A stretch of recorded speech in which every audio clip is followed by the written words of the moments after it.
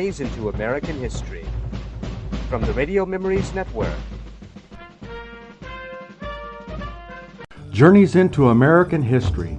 The story of the American progress told as drama is as absorbing as fiction. Each week we will explore American history as told by the early radio programs from the 1930s and the 1940s. This week's program is from Cavalcade of America from April the 22nd, 1936. The year is 1733. Safety first. DuPont presents the Cavalcade of America.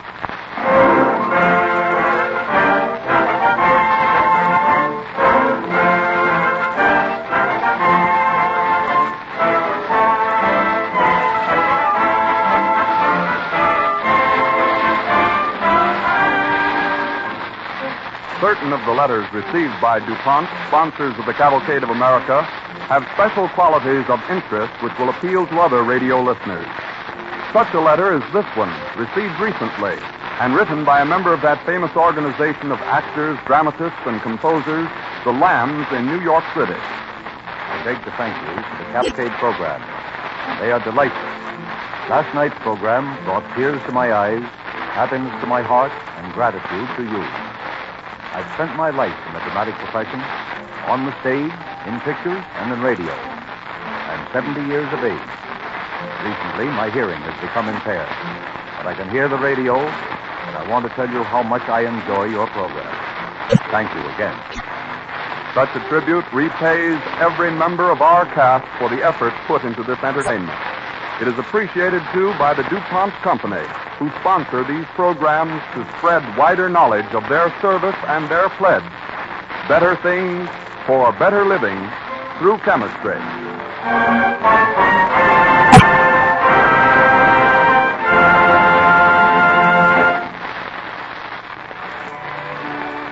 The DuPont Cavalcade Orchestra plays an overture based on some of the original themes used during the broadcasts of the Cavalcade of America, composed and arranged by our musical director, Harold Levy.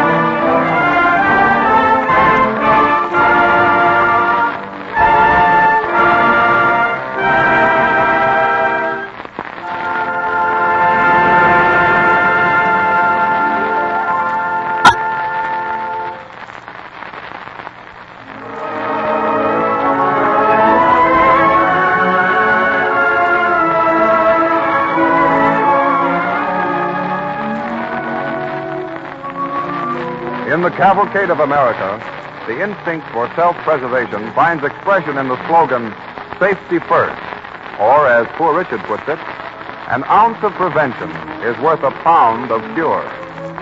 In December 1733, Benjamin Franklin, creator of Poor Richard, published an article on fires and how to extinguish them. He deplored the fact that the city had no fire company. True, Philadelphia had then 3 hand-pumping engines placed about the city with nearly 300 leather buckets and a score of hooks for tearing down burning buildings. But there was no trained or organized group of men. The state of unpreparedness against fire continues until the year 1736, a street in Philadelphia.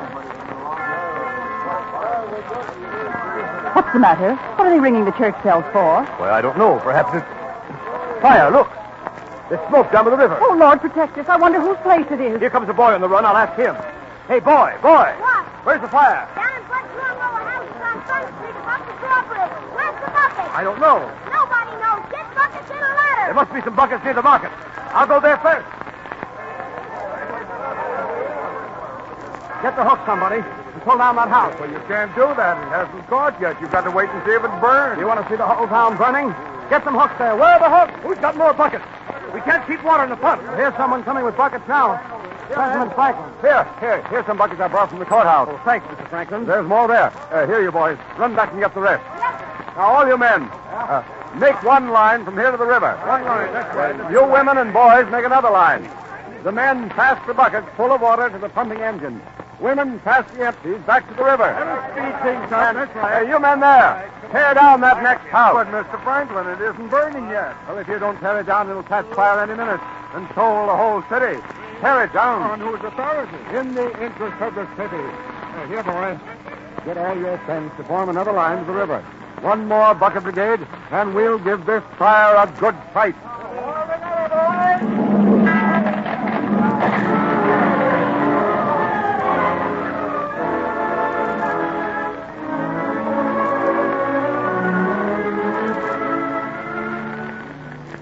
This narrow escape opened the eyes of the people to the danger of their unpreparedness. And when, soon afterwards, Franklin began to organize the Union Fire Company for mutual assistance in case of fire, scores of men were eager to join him.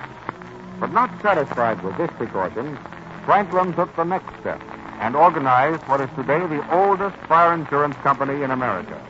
In April 1752, a group of distinguished and public-spirited citizens meet in the courthouse in Philadelphia to sign Articles of Association. Franklin is presiding. Governor Hamilton, as representative of the proprietors of the province, your name should be first on this list. Very well, Mr. Franklin. If you'll put yours immediately under it. Gladly, sir. May I trouble you for the stand, Mr. Finch? We want no blot on our record. Here you are, Mr. Franklin. Thank you. Will you sign next? Certainly. Step up in turn, gentlemen. If the quill breaks, you will find a penknife in the drawer. Thank you, Mr. Franklin. The Philadelphia Contribution Ship for the Insurance of Houses from Loss by Fire. That's a pretty long title. We've already shortened it. We call it the Hand in Hand. The Hand in Hand? Yes, from the emblem. Here is a drawing of it. 4 hands clasped in Lady to London fashion. Very nice. Each hand seizes the next man's wrist. That's the strongest grip possible. It's almost unbreakable. One of these emblems will be put in full view on every house we insure. And then in case of fire, everyone will know it's under our protection. How will that reduce losses? We'll employ watchmen and patrol. That'll discourage looting houses in the excitement of fire. And our volunteer firefighters will know we contribute to their company. Franklin, you have the most prudent head in the colony. Pray let me have one of these emblems for my house. We'll send you the first one.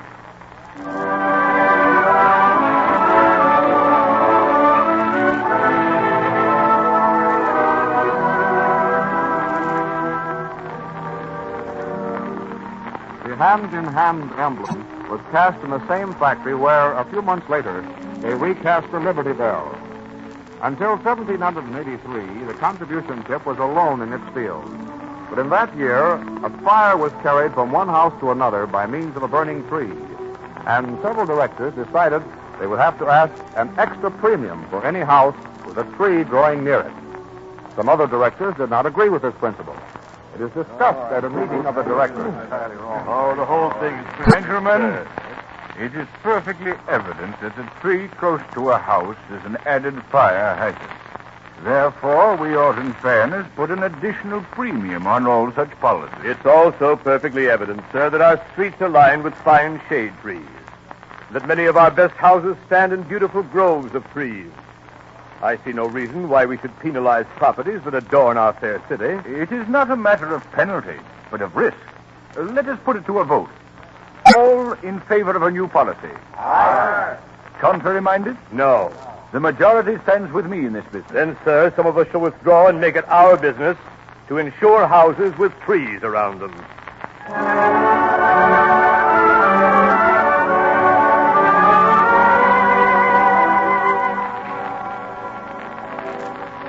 This minority formed the Mutual Assurance Company for the insurance of houses from loss by fire and adopted for their emblem a green tree. It is called the green tree to this day. For the next 100 years, very little progress was made in protecting property against loss from fire. Hydrants were placed along the streets, and hand-pumping engines were used by the volunteers. But these volunteers were not the efficient firefighters that are found in many of our towns today. Here is an example of firefighting in 1852 in a small eastern city before the volunteers had become organized as they are now. Fire! Fire! Where? There, in my house. Where's your fire bucket? I forgot it. Well, I'll get mine. It's in the hall where it belongs. You tell the volunteers where to go. Hurry. I will. Fire! There's the fire, mister. There, with smoke coming out. Go get your bucket. I don't live around here. Well, there's no use trying to use that barrel. Nobody could lift that full of water. I don't want anyone to Well, lift then it. put it down and come and help me with the bucket. You go get your own bucket. I'll stay here with this barrel. I got a use for it. All right, this way, boys. Here's the house. All right, with the first engine here. I guess nobody gets ahead of the Hibernian boys. Where's the water hydrant? Now, scatter, boys. Look for the hydrant. Be quick about it. Here comes the friendship laddies with their linen hose. Hey, mister, have you seen a water hydrant around here? Can't see one no more than you can. Well, don't sit there gaping. We gotta have water. Get off that barrel. Help us look for it. Can't. I got a bad leg. That's too bad, but there must be water somewhere around here. If we don't find it ahead of those friendship boys, they'll hook into one first. Come on, boys. Here they come now. Hello, Hibernia. What's the matter? Afraid of a little fire? It won't burn you, boys. You're too green. You'll take that back, friendship, as soon as we find the water. Why, where's your eyes? There's plenty of water right here. All right, laddies, swing the cart this way. Here's the hydrant. Where's the hydrant? I don't see none. All right, Jack. You can take that barrel off the hydrant now. All right, Joe. Friendship boys are all here. There's the hydrant, laddies. Hey, boys! Here's the hydrant. They hid it under a barrel. Stand back. Stand back, Hibernia. This is our water. We're putting out this fire. Oh, no. We got here first. We're putting the fire out. What with? With water from that hydrant. You got to hitch up to it first. We will. Come on, laddies. Clear them out. Clear them out. It's our fire. Stop it, you fool! The fire's gaining. You want to burn down the whole block? It's no use, lady. They won't stop now till one side wins. Get out of the way.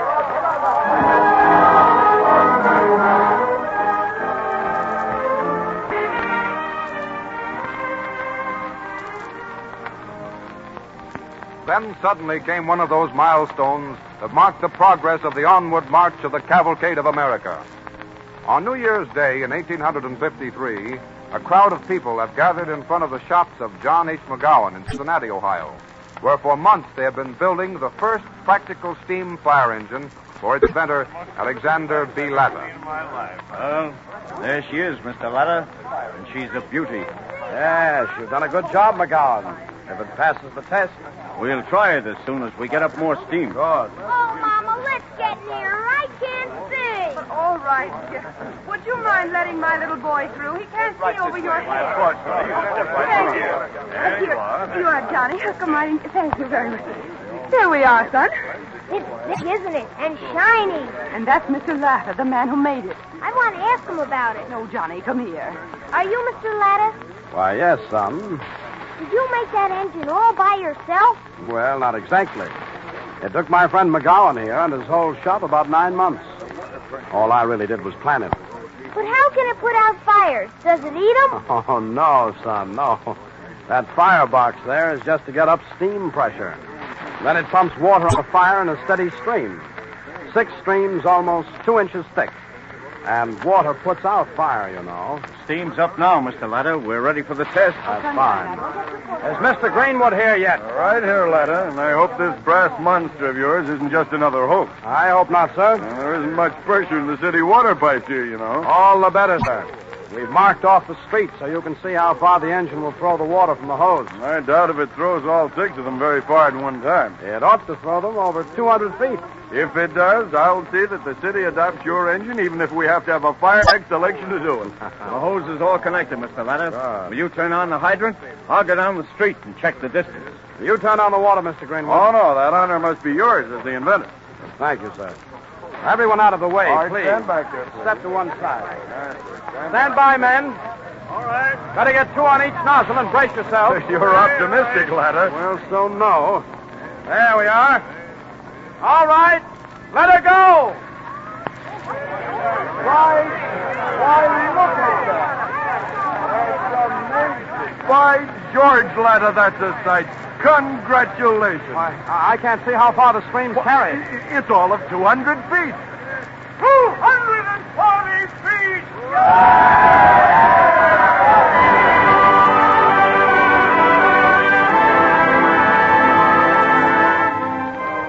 So Cincinnati had the first practical steam fire engine.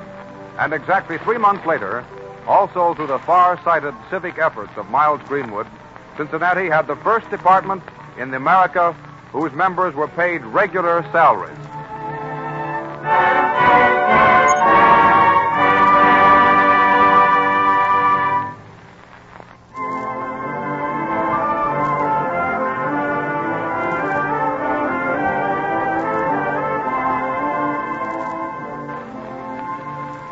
The cavalcade of America presented by DuPont moves on.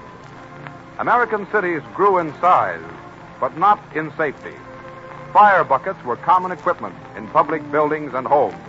Until in 1905, a great invention based on chemistry brought safety a step nearer. It is evening, and the father comes home to his wife and children. Is that you, John?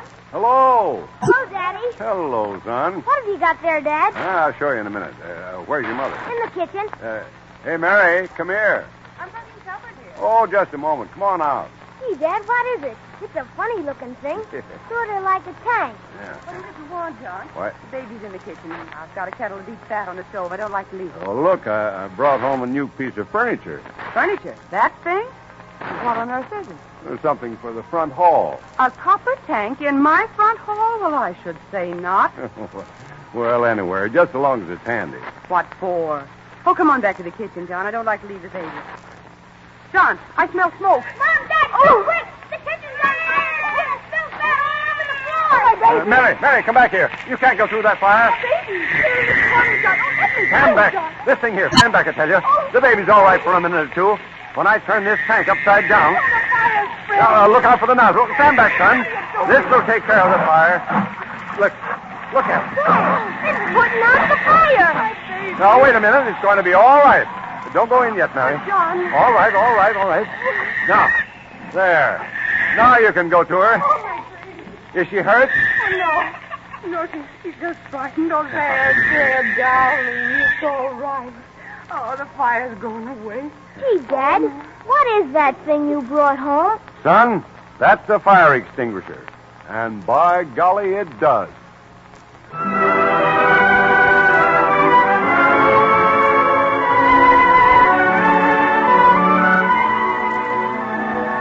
The first practical fire extinguisher was based on a simple chemical principle. When the cylinder was turned upside down, 2 chemicals mixed, generated pressure, and forced the liquid through a short hose. On contact with the fire, the liquid turned to gas that was heavier than air, and so the fire was smothered. Today, we take for granted the elaborate and complex organization of a modern city, which makes equipment and coordination the first factors in safety. Let us trace a great New York City fire in the year 1936. During the evening, a fire starts in a warehouse on the riverfront.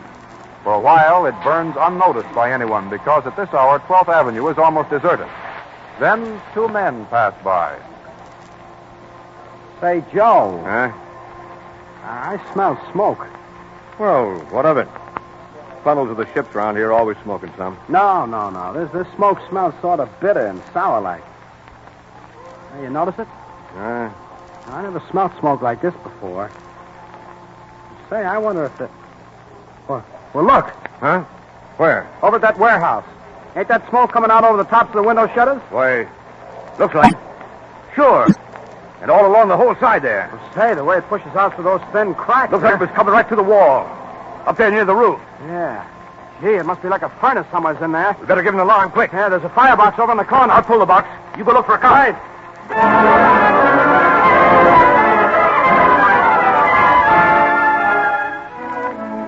The instant a firebox is pulled, the alarm goes directly to the Telegraph Bureau in Central Park. From that central point, the alarm is relayed simultaneously to all fire stations in Manhattan. Within 2 minutes after an alarm sounds anywhere in Manhattan, under any circumstance, at least one company will be at the scene of the fire. At this fire, the following units have responded to the first alarm. 2 ladders, 6 pumpers, in this case one of them is a fireboat, 1 insurance patrol, 1 police car, 2 chiefs of battalion. All right. I'll take over, Captain. Okay, Chief. Looks like we'll have to fight it from the outside. You been inside yet? Yeah, got an axe on that door now. It's locked. Where's the watchman? None in sight. We'll have a look in there. Peters. Right here, Chief. Give it a good blow near the lock. That springs it. All right, come on. It blows. Yeah. Hey, there must be a lot of fire in there. Turn in the second alarm. Okay, Chief. Looks like it's taken all the floors on the riverside. Yeah, we'll have to fight it from the outside, all right. We open much here, it'll be a big draft. There's an oil tanker tied up to the dock back there. If she catches... Pass the word for the fireboat to get the tanker out in the stream. We'll never hold this with 2 alarms. Send in the third. Okay, Chief.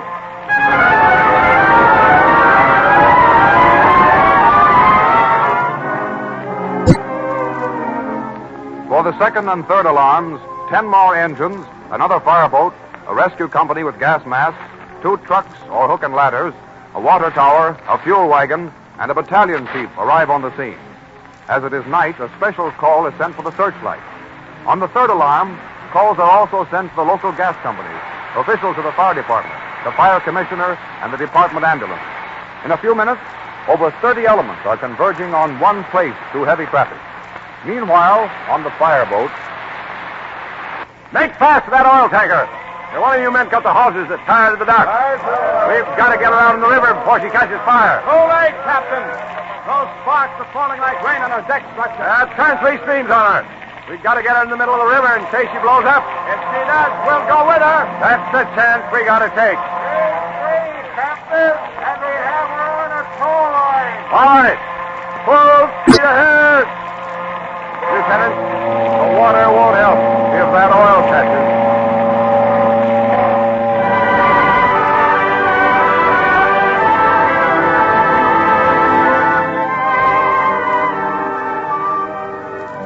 Hour after hour, the firemen on water and shore struggle with no thought but to safeguard life and property. What a contrast to Bud's fire in Philadelphia 200 years ago in 1736.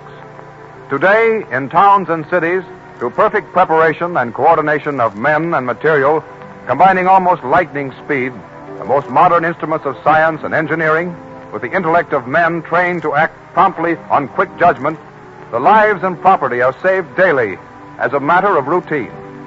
All honor to these fearless guardians of our safety, brave riders in the cavalcade of America.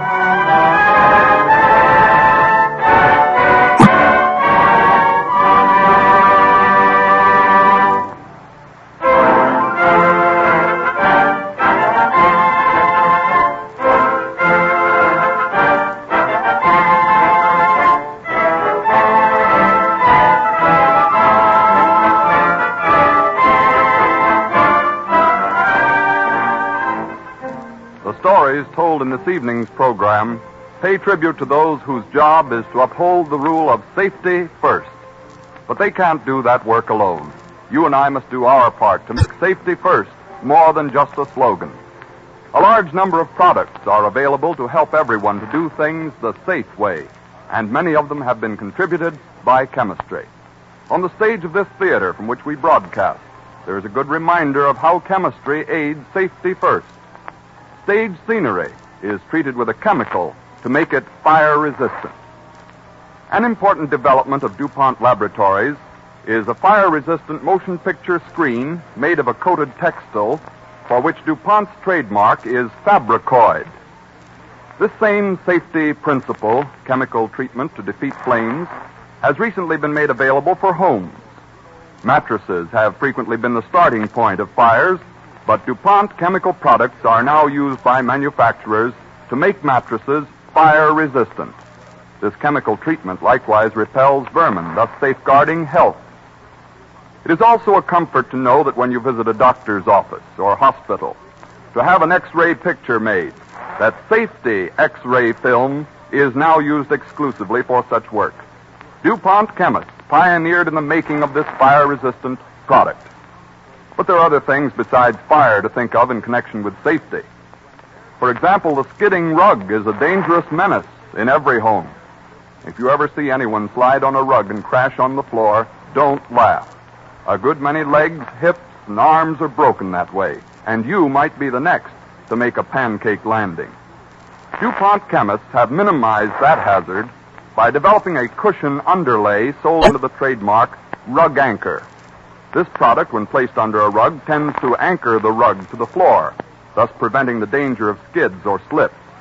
Rug Anchor also lengthens the life of the rug because of its cushioning effect. If you would like to have a sample of Rug Anchor so you can test its non-slip properties for yourself, just write to DuPont, Wilmington, Delaware. We'll be glad to send you free a piece 5 inches square, large enough to put under a vase or some other object about the house to prevent skidding. Merely write to DuPont, D-U-P-O-N-T,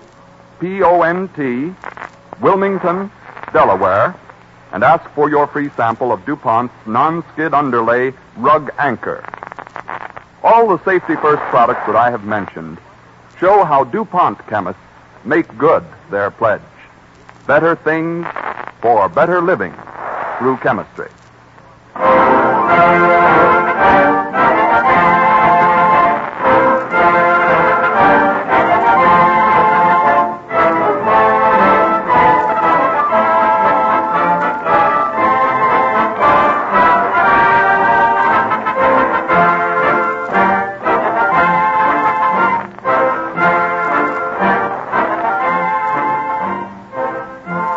In many communities, daylight saving goes into effect next Sunday morning. So Self-Reliance, the story of courageous American women, will be heard next week at 8 p.m. Eastern Daylight Saving Time, when DuPont again presents the Cavalcade of America.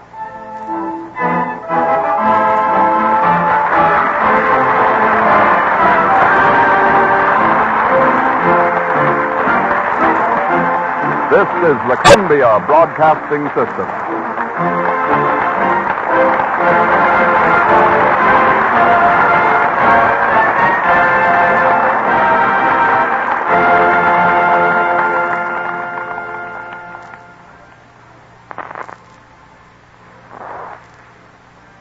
WABC, New York.